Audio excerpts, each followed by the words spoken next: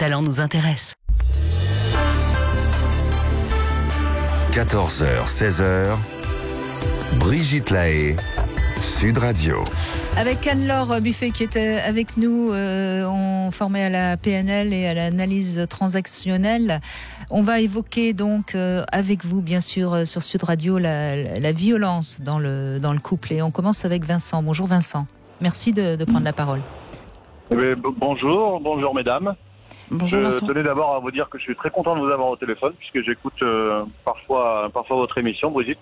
Merci. Je vais rajouter que vous étiez une très jolie femme et vous êtes une très jolie femme physiquement, mais indépendamment de ça, je trouve que vous êtes une très belle personne. Merci.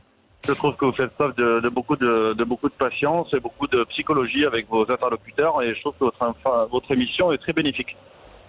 Écoutez, c'est gentil d'y voilà. participer parce que c'est ce qu'on essaye de faire. On essaye justement toujours d'ouvrir le débat, d'agrandir des sujets qui a priori sont très binaires. Oui. Alors moi, par mon expérience, j'ai été en couple quelques années avec plusieurs dames avec qui ça se passait très bien, avec parfois des hauts débats comme chaque couple.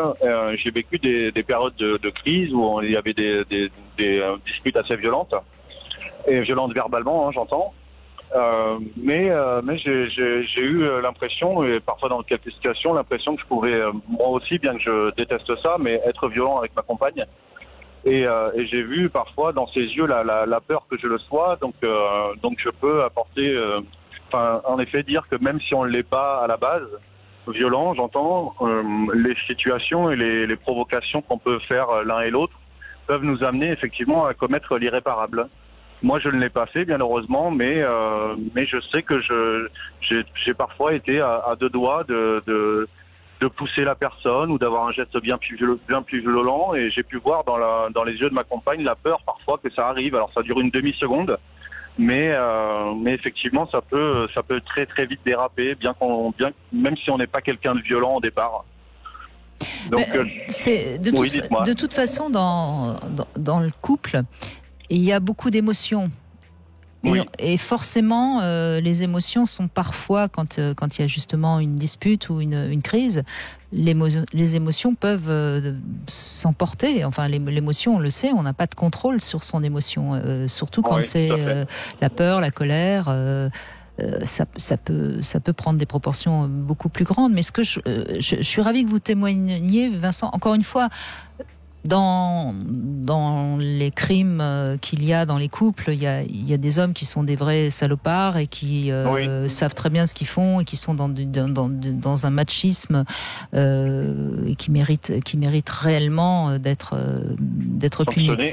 Mais il y a certainement aussi des excès de violence qui sont dus à, comment dirais-je, à un manque de contrôle, momentané, quoi. Mais je pense qu'il est important de faire le distinguo, et c'est bien que vous le fassiez, bien que je pense que la proportion des femmes qui décèdent malheureusement sous les coups de leurs compagnons soit relativement faible, mais je pense effectivement qu'il y a aussi des accidents dans le lot, quelqu'un qui tombe mal, et bien entendu, on ne doit jamais porter de coups à sa compagne dans un sens ou dans l'autre, mais je pense qu'effectivement il est bien de faire le distinguo entre quelqu'un qui serait violent de façon régulière, et pour lequel ce serait ancré en lui d'avoir ce comportement-là, et aussi quelqu'un qui peut avoir une folie passagère, entre guillemets, et commettre l'irréparable. Je pense que ça arrive aussi, malheureusement. Ce qu'il faut aussi, c'est que les femmes entendent qu'un homme qui est violent une fois et qui répète cette violence, il faut partir, parce que ça peut vraiment finir mal. Et c'est ça aussi le message qu'il faut transmettre. De manière générale, la violence, si la personne qui fait acte de violence ne veut pas l'entendre, ne veut pas travailler sur elle, ne veut pas réfléchir, etc., il y a une vraie problématique. Moi, la question que j'allais vous poser, Vincent, c'est est-ce que quand la crise se calme avec votre compagne, est-ce que vous avez la possibilité d'en parler, allez-vous ? Ou est-ce que vous changez de sujet pour éviter tout conflit ? Non, moi déjà, j'ai eu honte de moi, de ce que j'aurais pu faire, hein, bien que je ne l'ai pas fait, mais bon, j'ai eu honte de voir que je pouvais moi aussi déraper. Et après, pour en avoir discuté avec ma compagne, j'essaie de faire comprendre aussi que oui, je n'aurais pas dû réagir comme ça, mais il faut aussi parfois dans la dispute faire preuve, bien que ce soit très difficile, faire preuve d'un peu de mesure, parce qu'on a tendance finalement à se provoquer l'un l'autre, mais ça va dans les deux sens aussi.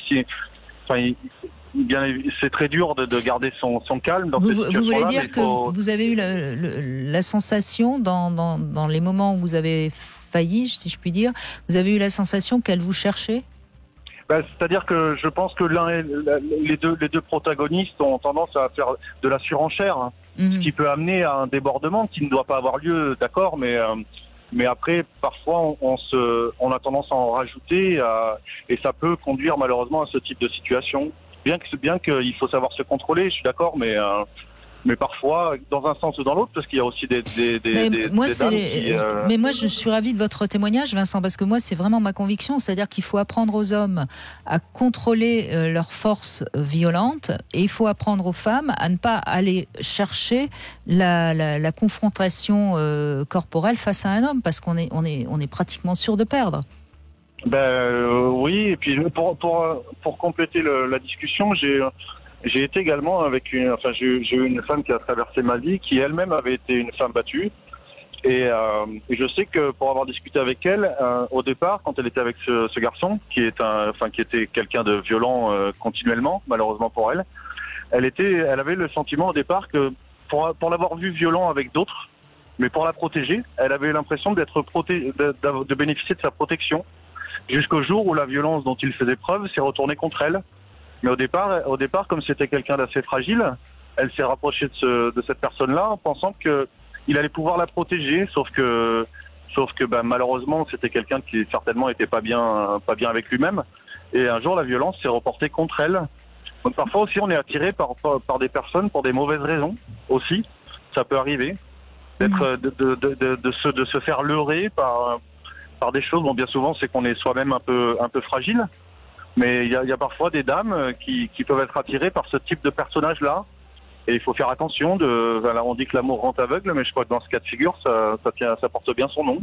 C'est-à-dire que parfois, on peut être attiré par quelqu'un qui, effectivement, comme vous le disiez tout à l'heure, qui a beaucoup de testostérone, qui fait preuve d'un certain machisme, mais au départ, qui peut être séduisant. Mais moi, j'aurais tendance à...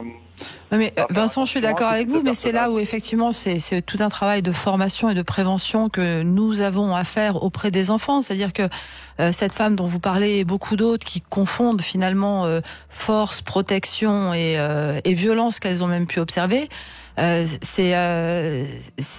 on va pas rentrer dans le débat, c'est les contes de fées, etc., qui ont déformé la compréhension de ce que la relation entre l'homme et la femme devrait être.